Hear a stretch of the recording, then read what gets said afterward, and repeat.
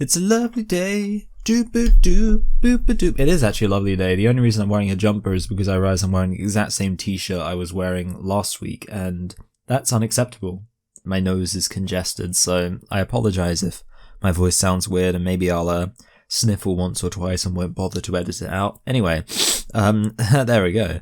Right on cue. So today we're going to be looking at this video, continuing to look at it. I will bring up now. There it is. So this is gender critical arguments aren't just wrong. There.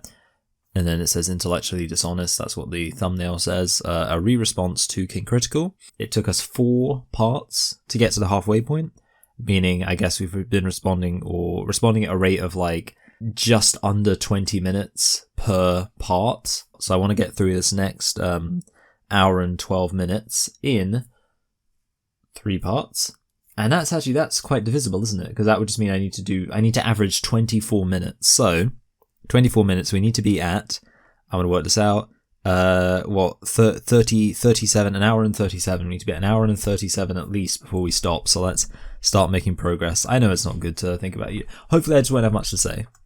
Are already quote-unquote allowed in women's bathrooms, in the sense that they'll be able to go in there without any repercussions because nobody's going to be able to tell if they're a member. Okay, so I pointed this out before last time, but just to kind of refresh where we were last time, the argument I made was that there is a massive difference between something being allowed in terms of you can get away with it versus something being allowed in terms of being explicitly approved of.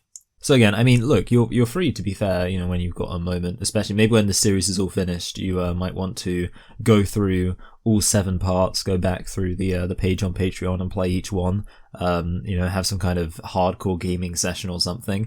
But I just thought I'd refresh for everyone where we were. Anyway, we'll proceed. No point going over what we've already covered.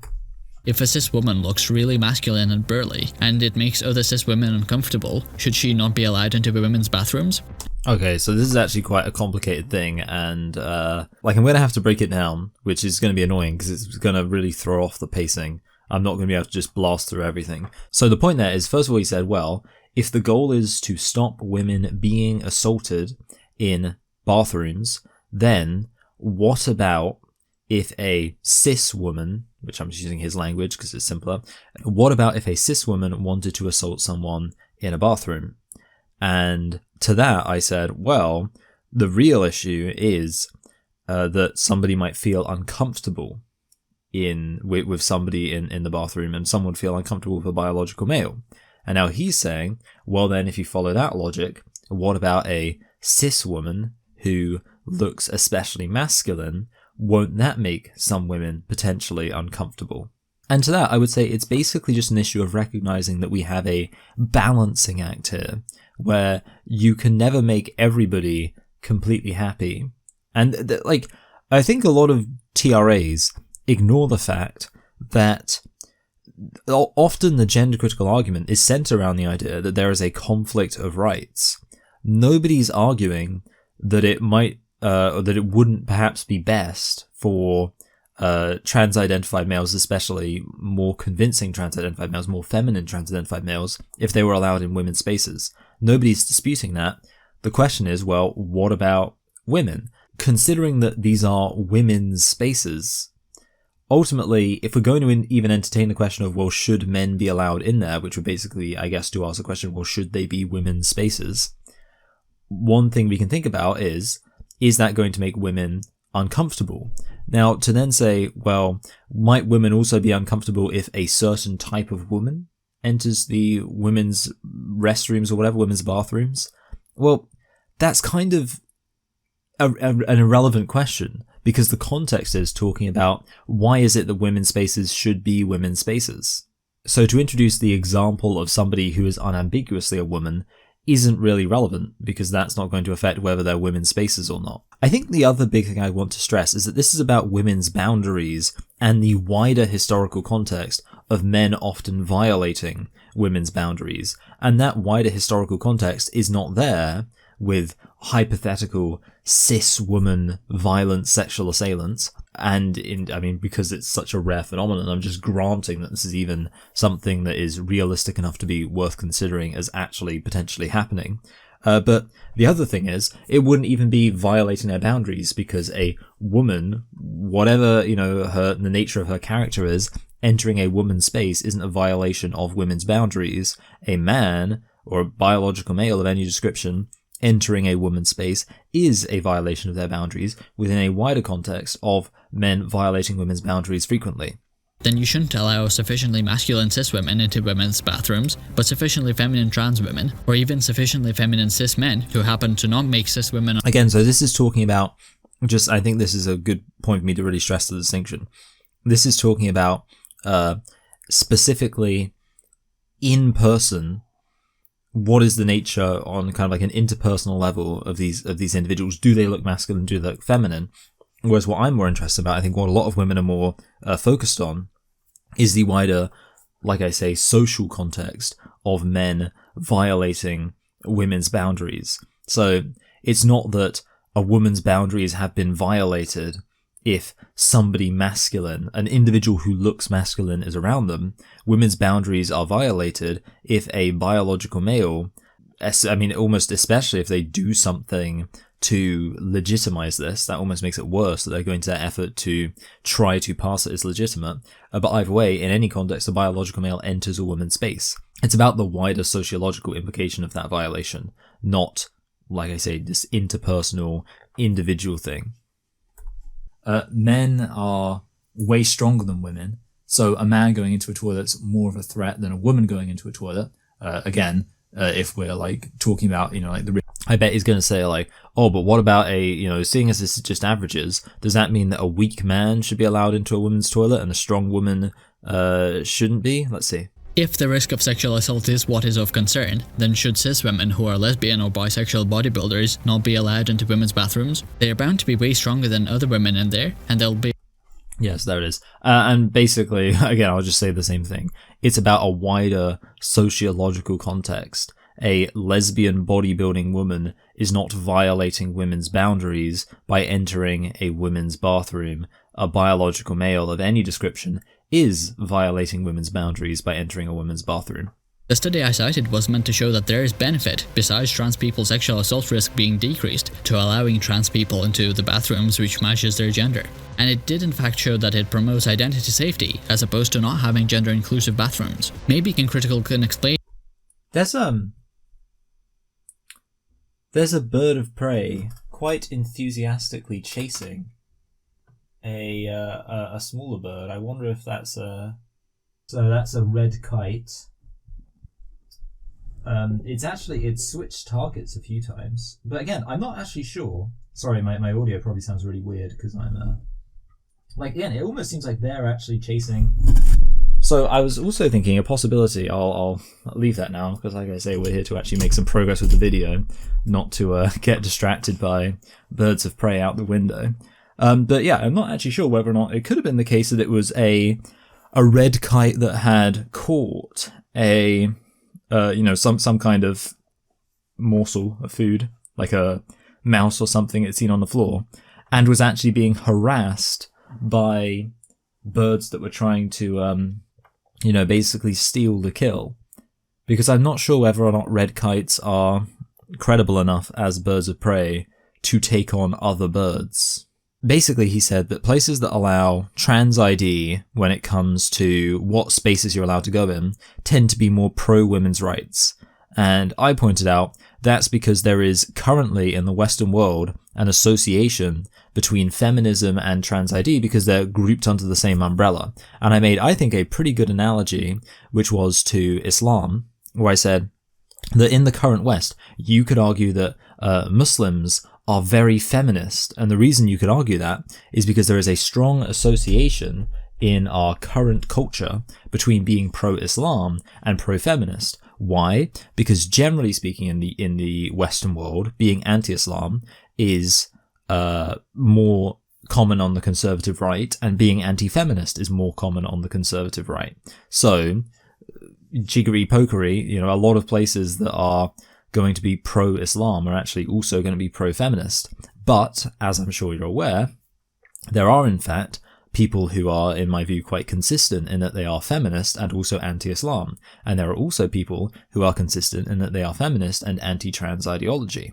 The reason that's sometimes contradicted is, like I say, because with progressive politics, you often get these package deals where if you are a massive critic of Islam, you're unlikely to be taken seriously in a lot of progressive spaces. You're unlikely to be welcome in a lot of progressive spaces. So that's basically all there is to it. So that's what I said. Now, as for his response to it, I'm not quite clear on what that is. So I'm going to let the video play a bit and see what he actually, see if he substantiates it.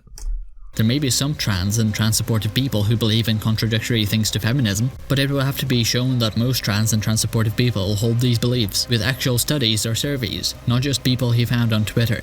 In fact, it would also have to be... Sorry, the reason why trans ideology contradicts feminism is because feminism is about women's rights and trans ideology is about the idea that the word woman doesn't mean anything. It's the same way that, for example, there's like a term agnosticism, which is basically the idea that the word God is so poorly defined that it doesn't mean anything. So it's kind of like agnosticism, obviously, where you'd say you don't know whether or not there's a God, whereas agnosticism would say, well, I don't even know what God is supposed to be. Now, I hope you would all agree with me that there is no contradiction in saying agnosticism contradicts Christianity, right? Because Christianity is about the idea that you can know who God is. Well, in the exact same way, trans ideology, which basically says that woman doesn't mean anything, contradicts feminism, which is about things, like concrete things relating to being a woman. If people would really say that a company which is pro-Muslim has an ideology of lower gender essentialism and higher equality, because if such a survey can't be shown, or if it shows the opposite, then the comparison King Critical made wouldn't be apt. Currently, it's unclear if it is or isn't. Okay, I've got to be honest, I don't think he's actually engaging with my point at all. My point, I mean, I just laid it out to you, I won't bother repeating it, but he's just saying, well, no, pretty much. Like, he's not actually offered up any real response. He's saying, well, we don't know whether or not that's true, that Muslim places that are pro-Islam tend to be more pro-feminist.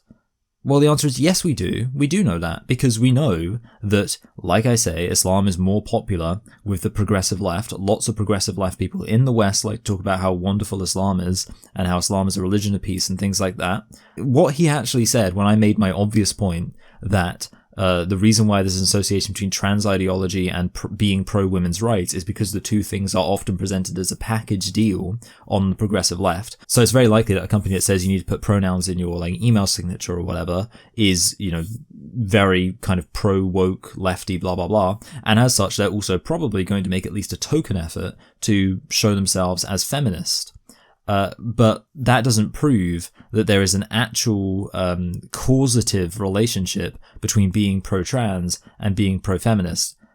And he seems to think that me making that point is not a response to what he's saying. And yet his point does seem to be that because there's an association between being pro-trans and being pro-feminist, that means that trans ideology is pro-feminist, which is the exact point I was refuting, and he didn't seem to offer up any response to that refutation. And it would be very hard for them to argue that these mental traits are exclusive to sentient bodies of the female sex without running into a problem of saying that a cis woman who now inhabits a robot doesn't have those mental traits. As a secondary point, if King Critical accepts that... Okay, so that basically just because he continued on with the whole like companies are more feminist if they're more woke on trans ideology thing. Again, I already explained why that doesn't make any sense. He doesn't seem to have understood what I was saying. But apart from that, he's now saying, well, you can't say that women's rights are exclusively to be understood with reference to biological sex, because if you said that, then it would mean, like, he goes back to his kind of robot analogy that he's made before. Like, if you put a woman's body in the mind of a robot, then women's rights would be different in terms of her too. Or like women's rights for her would be completely different. And yeah, obviously, I don't think there's any way of conceiving, if you're like talking in the current day about the situation for women, I don't think there's any way you can conceive of that wouldn't mean that if you were instead talking about a woman who is inhabiting a robot body, things would be very different, because that's a very different situation.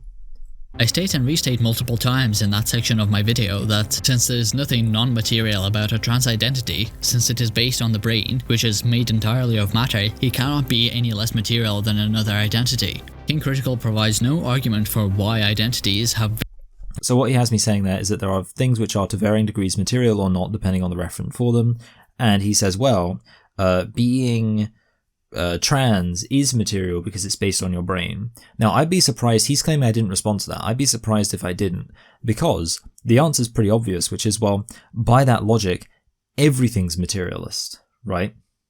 And that's ridiculous, because what's the point in even having the term materialism?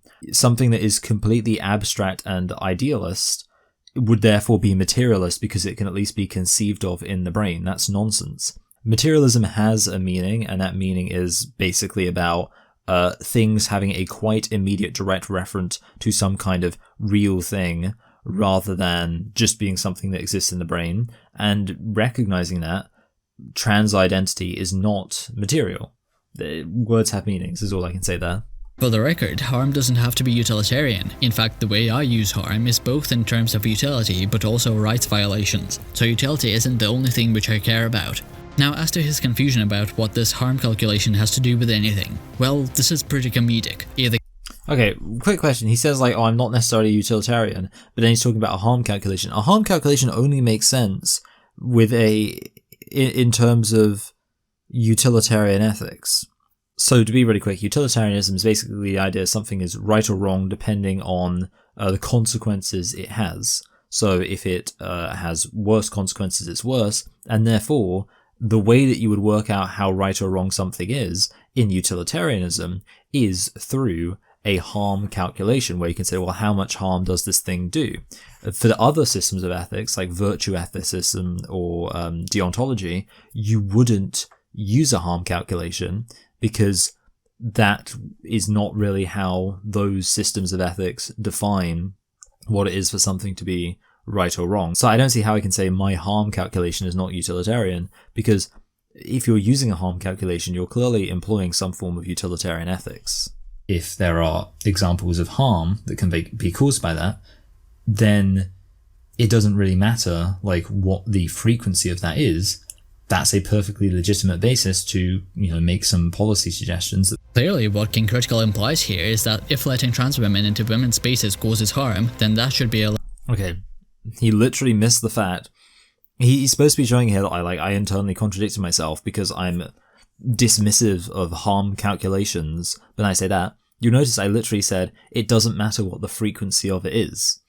What I'm saying, look, for the record, my main position is more of a virtue ethics situation, where I think it is, so just to do a quick ethics 101 thing, virtue ethics is the idea that something is right or wrong more in terms of what it says about the person performing the action, whereas utilitarianism is something is right or wrong depending on the consequence it has. What I'm saying is a man entering a woman's space is intrinsically wrong because of the nature of what that man is doing. And that is in contrast to a utilitarianism, which would say it's only wrong in terms of how much harm it's causing. Now, obviously, I did say, I made reference to the fact that it could cause some harm, because, I don't think that the fact that something can cause harm is irrelevant, but that's not in contradiction with me saying that, generally speaking, I'm not interested in these harm calculations where we have to exactly measure up, because the problem with this, there are many thought experiments about this, but if there are 5 people who all need organ donors or else they're going to die, and there is one healthy person, is it morally okay to murder the healthy person so that you can distribute their organs to the 5 people who are otherwise going to die? According to a utilitarian harm calculation, that would be moral, because only one person dies now, and 5 people get to live the rest of their lives. And utilitarians will try to be like, well, maybe it would cause like psychological harm, blah, blah, blah. But I think the actual answer is that it's just fundamentally wrong to do that action. It's wrong to murder someone who presents no immediate threat to your life. So I think with experiments like that, that's when utilitarianism fails. And obviously I'm not suggesting that is equivalent to what's going on with women's bathrooms. I don't think that there's any risk of somebody having their organs harvested after being murdered when a trans-identified person enters a women's bathroom. But it's getting to that point of, we know that these complete pure utilitarian harm calculations where you just consider, well, what's the benefits, what's the negatives, and from that you just conclude the morality of it. And yeah, I mean, there's also that meme, right, where it's like, oh, my bike got stolen. I was pretty sad about losing it, but I thought maybe the person who stole my bike was even happier about gaining it. Thus, the net amount of happiness in the world increased, so it was a good thing. And obviously that is, in reality, a completely nonsense thing to think. Stealing things is wrong. If somebody has stolen a bike, it doesn't matter if they're happier about stealing the bike than the other person is about losing the bike. What matters is something intrinsically immoral has happened. In the exact same way, if a man violates women's boundaries by entering a women's bathroom despite being a man, it doesn't matter whether that man's happiness, that man's gender euphoria, has increased more so than any woman that has been made to feel uncomfortable in that situation. What matters is that is an intrinsically wrong thing to do. It's intrinsically wrong to violate a woman's boundaries. Otherwise, he'll just be arguing for a world with more harm, whatever he defines it as. Next, can critical... I think it depends whether or not he's conflating the word harm with immorality. For example, I would argue that, for example, if you take the organ example, if you say that 5 people dying because of organ failure is more harm, then yes, I am arguing for a world of more harm, because I don't think, like I say, you should be able to kill one person to save the lives of 5 people. And that is technically arguing for a world of more harm, but it's arguing for a world that is more moral. And since some trans men will look incredibly masculine and like members of the male sex, cis men will be able to pretend to be trans men to try to get into women's bathrooms. He largely agrees that this is a fair point, so I'll just pick out... Okay, so I will say on that topic, I've kind of changed my opinion on this recently, which is to say, I do think in reality that there has to be a sense in which, when it comes to the bathroom thing, I do think the main solution, and the only solution that's perfect, would be individual bathroom stalls, in fact, completely individual bathrooms, full stop, with maybe a kind of hand washing area that's completely communal for men and women, but the individual bathrooms where people would actually be, doing their stuff would be completely separated from everything else. I think that's the only solution that works perfectly, because of this issue of trans-identified females who look completely like men. Absent that, I've kind of recently come to the conclusion that there has to be an element of, you do allow some people to just think to themselves, well, what's going to be the course of action that's going to create the fewest issues here? And with that said, there might be a lot of trans-identified females who look, like have beards and things like that, who would think, well, obviously, it's going to create fewer issues for women if I go into the men's bathroom, because if I walk into the women's bathroom, a lot of women are just going to see me with a beard, maybe even, based on how much testosterone I potentially had, having quite a muscular physique. And maybe even this trans-identified female would be taller than the average woman. So, again, it could be intimidating for women. I'm willing to concede that's a possibility. And with that said, I do think in that situation it makes sense to say, well, let's be honest, I should probably just go into the men's bathroom. Now, you might say, well, hold on a minute, isn't that just mean that you're saying basically what Sentient Darkness has said, which is that basically whether or not someone should use a bathroom should be based entirely on how much harm it would cause. But no, I don't think that's true, because what I'm saying is that if somebody... I'm saying that your decision should be about how you think it would affect other people, with a mind towards the fact that the fundamental nature of sex segregation in bathrooms is to have distinct men and women spaces, and therefore the only concern should be, do you think that you are or would be perceived as invading women's spaces? So a trans-identified female entering a male space is not going to be as much of an issue because there is no history or wider social context of females kind of chipping away at men's boundaries. Whereas there is that in the reverse, and that's why I think you could make an argument that even still, basically anyone using the men's bathroom isn't really an issue. So I don't think you can just infer from the fact a trans-identified female using the men's bathroom would be okay, therefore a trans-identified male using the women's bathroom would be okay.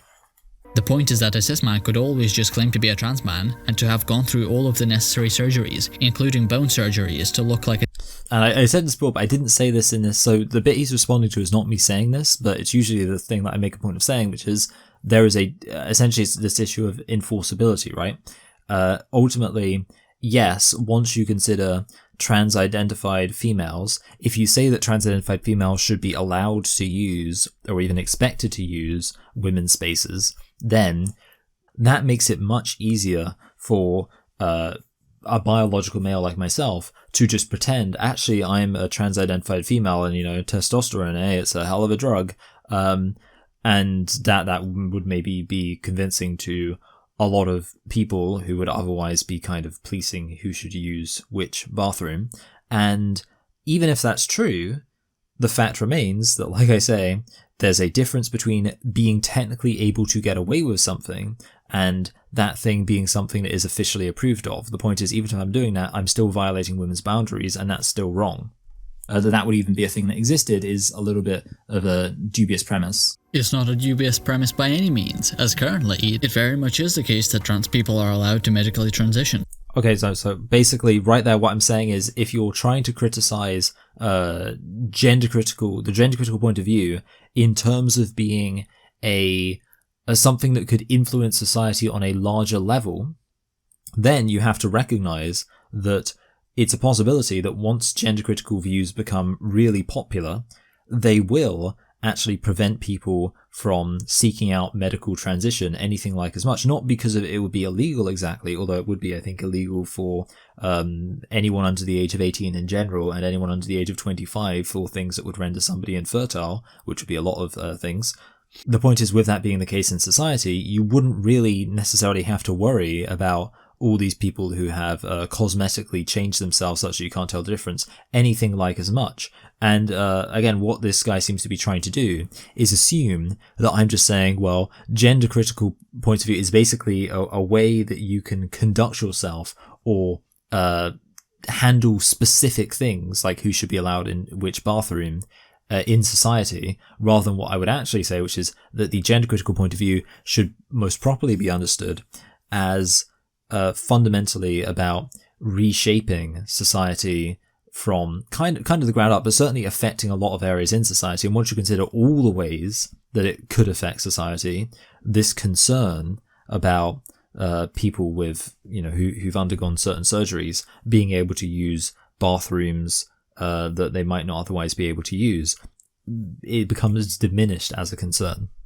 If what you're concerned about is the harm done to cis women, then just because it's easier for a cis man to claim to be a trans woman and be allowed into women's prisons than for a cis woman to claim to be a trans man, or for a trans man to say he is a trans man, and for... Okay, so look, I know what he's going to say. He's going to say, well, that's irrelevant. Here's the key point.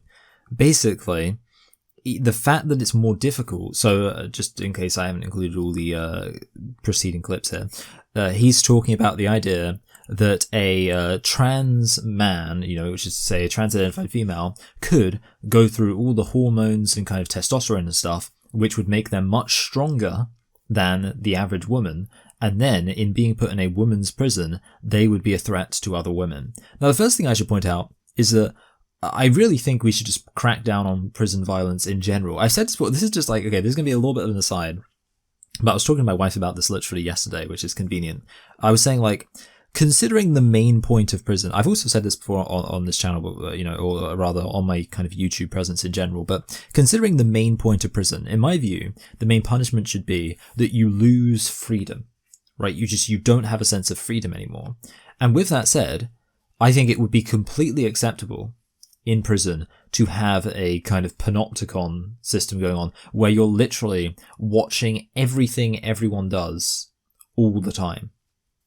Because, like I say, you're in prison. You don't have any reasonable expectation of privacy or freedom, because that's the whole point of the punishment of being in prison. But of course, is that even a punishment? Well, no, because actually it would allow people to get their lives on track. Because what I was talking to my wife about, I was like, I don't understand how on earth they have drugs in prison, right? Prison's supposed to be really difficult to escape. Surely that's the one place you'd be able to keep drugs out of. And the answer has to be that people are being bribed. Like, people who should be in charge of keeping drugs out of prison are being bribed to let drugs into prison. As far as I'm concerned, find out who those people are and put them in prison for a long time. Honestly, like, if I were in charge, the crime or the punishment for bringing drugs into prison would be very, very severe. Because drugs are probably why a lot of those people are in prison in the first place. So to allow them to continue to have anyway. So I think that would benefit. But the other thing is the prison violence, right? Like, how is it possible that anyone is allowed to get away with being alone with another person such that they can actually perform that violence in the first place? That just seems nonsense. Why don't you have some guy who's just, like, you can have a load of cameras, blah, blah, blah. Each guy's maybe looking at 10, 20 cameras. You always make sure you've got some guards around. The second you see any kind of violence going on, you immediately shut it down. I don't see... But again, like, is that because there's, like, this idea that prison violence is part of the punishment?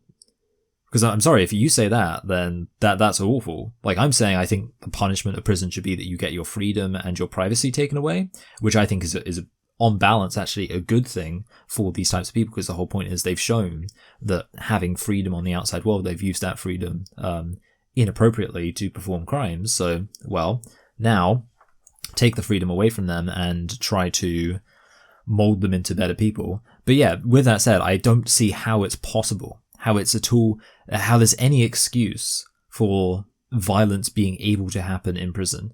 It should be something where as soon as it's noticed, it should be really shut down. So that's point one. But the second thing I wanted to say is that what I'm saying is, well, what you've got to consider is for somebody to be in this position where they are much stronger than the average woman and also able to or willing to commit violence against women, two things have to be the case.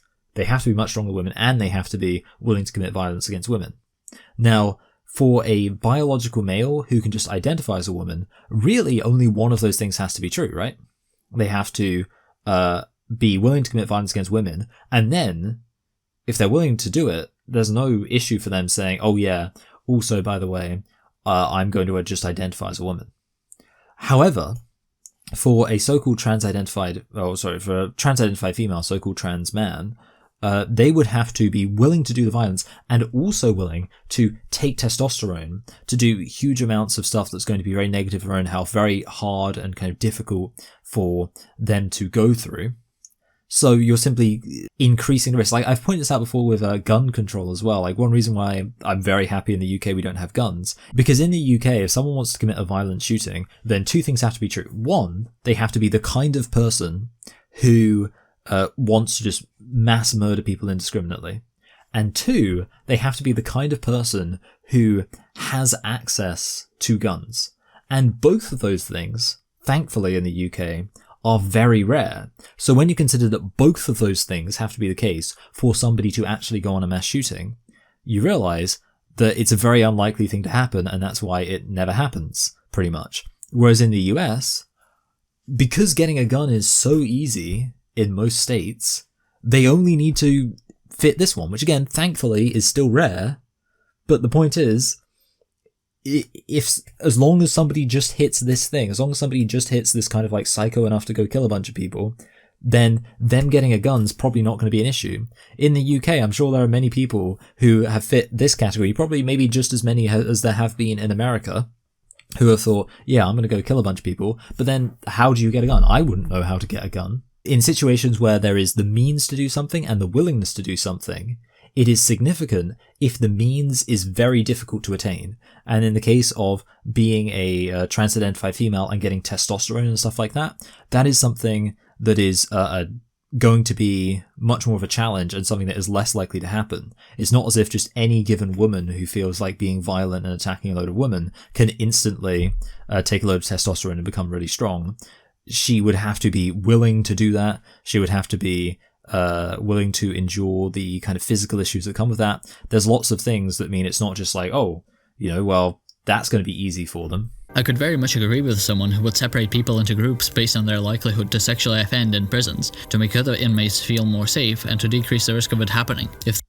So to be fair, that's a completely legitimate thing. Like the prison thing, I think absolutely it's very good that so many people are standing up against the idea of males in women's prisons, but also at the same time, and I don't think people are guilty of this, but it's just something I would like to stress, we shouldn't ignore the fact that even with prisons sex segregated, there are still many, many issues that are important, and one of those things would be separating any kind of more effeminate man, whether that's a man who's gay, gender non-conforming, or identifies as a trans woman. They should be separate. But even then, perhaps some of them should be separate from each other. In general, yeah, I do think that there should be a kind of tier system for prisons, for both men and women, where the less violent offenders who would seem to present less of a threat, again, it comes back to the whole like freedom is a punishment thing, where, for example, if you are generally somebody who's well behaved, who doesn't cause many issues, you would get a lot more freedom, maybe the ability to have like a communal area where you kind of walk around and things like that. Whereas if you're somebody who consistently, because like I say, if the people see any violence going on, they should be on that, like the prison guards and stuff. And the punishment for that, I mean, I know there's this thing in I think it was in Guatemala. It could have been Honduras. I always get them confused. But I am able to distinguish them from Nicaragua. But yeah, I think it was Guatemala. There was like this prison for like full on like hardcore cartel members where like basically I think they were constantly chained to each other, and it's something like they were forced to like crawl around all the time. And it was one of those things that sounds kind of, like it's fundamentally kind of going against people's human dignity in a way.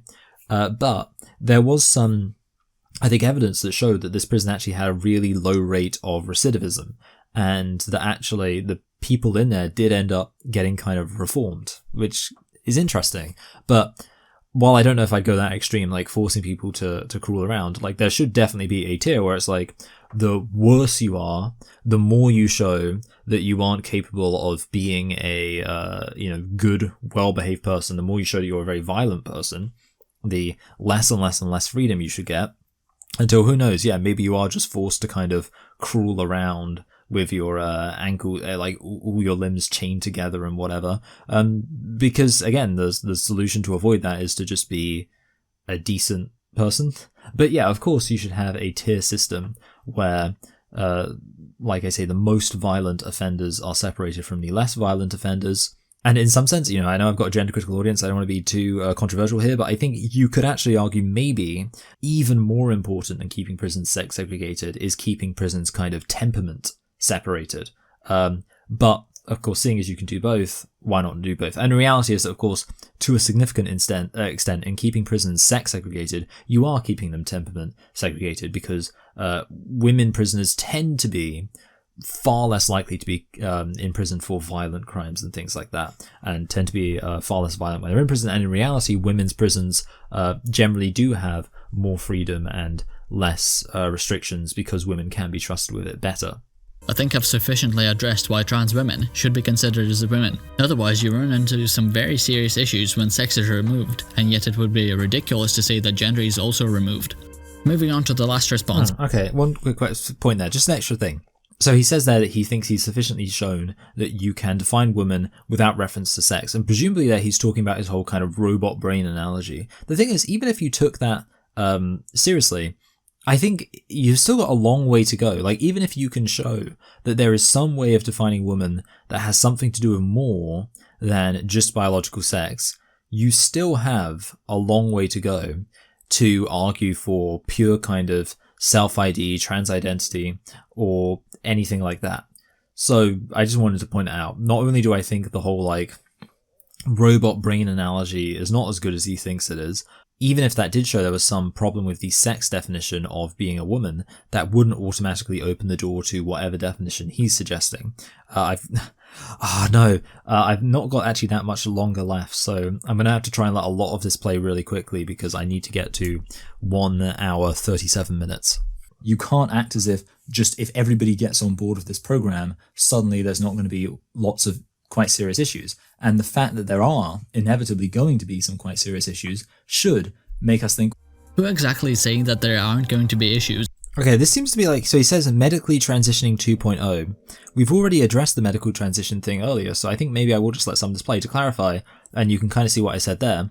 My point has always been that I'm not convinced that we couldn't better serve trans-identified people and people with gender dysphoria more generally by changing more macroscopic aspects of society, wider societal issues relating to mental health and the way that we view gender and gender roles and gendered expectations. And that's where we should be putting our focus. And of course, the benefit there is that that has no negative potential side effects, whereas of course hormone therapy and things like that do have potential negative, or I mean, well, almost universally have at least some guaranteed negative side effects. So that's my argument. That's the argument I made earlier. He hasn't really disputed it. He's basically just said, well, you haven't shown studies proving that if we fundamentally change society, it would have this result. Well, yeah, of course not, because you can't have a study into what life would be like if you fundamentally change society. You have to be a bit speculative, but I think it's a reasonable speculation to think things would be a lot better for people if we, like I say, change society for the better when it comes to mental health and gender. We even have data showing that trans people who have received gender-affirming surgery have an extremely low prevalence of regret. So to act like there's massive issues with transitioning. Oh, actually, I'll say this really quickly about regret. There's a really great quote from Rebel of Empires, which I think is the best thing. It's something to really bear in mind whenever people bring up the really low instance of regret.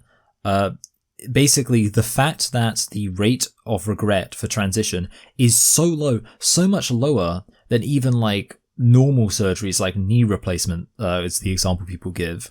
That it is low shows not that there are no issues with medical transition, but rather that trans ideology has succeeded in creating a population that are incapable of expressing even normal levels of regret.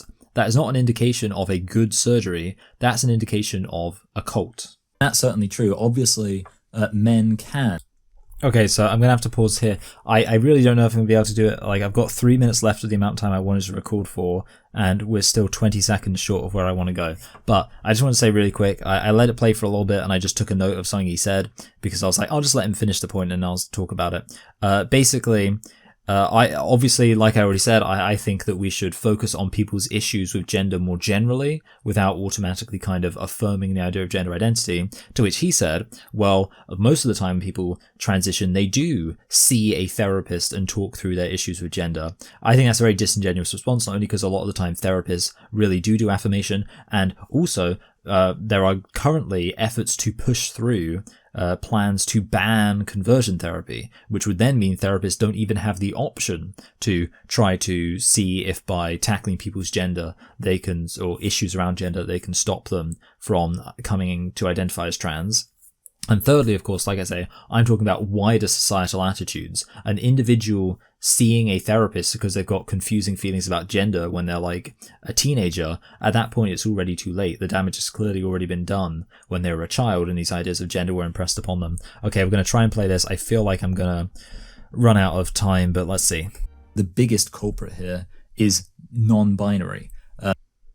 Okay, so I just made sure to stop the video before, so next week we're going to be talking about non-binary. We did it 1 minute 37 and 18 seconds. Sorry, 1 hour 37 minutes and 18 seconds. Good. And I didn't feel like, apart from right at the end, I didn't feel like I was rushing too much. That was nice. I think we're on course. This is part 5. Part 6. We're going to be, let's see, where's part 6 going to take us to? Let me do the maths here real quick. So 137 plus 20, that would be what? I can work this out, right? It would be, it goes to 2 hours and 1 minute. Yeah. Right, everyone. thank you for watching. I hope you enjoyed, and yeah, I'm going to, I let it go right.